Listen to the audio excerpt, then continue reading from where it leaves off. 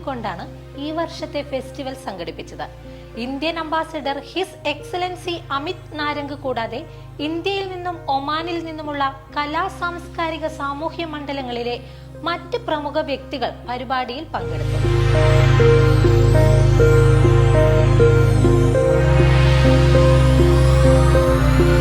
ഇന്ത്യയുടെ വൈവിധ്യത്തെയും കലാ സാംസ്കാരിക പാരമ്പര്യത്തെയും ഉൾക്കൊള്ളുന്ന ഈ സംഗമത്തിൽ ഇന്ത്യയിലെ വിവിധ കലാരൂപങ്ങൾക്കൊപ്പം ഒമാനിലെ തനത് കലാരൂപങ്ങളും അരങ്ങേറി.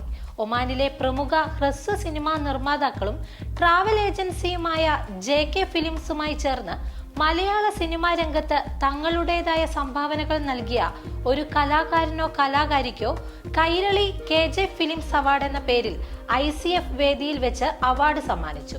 1 ലക്ഷം രൂപയും പ്രശസ്തി പത്രവുമാണ് അവാർഡ്.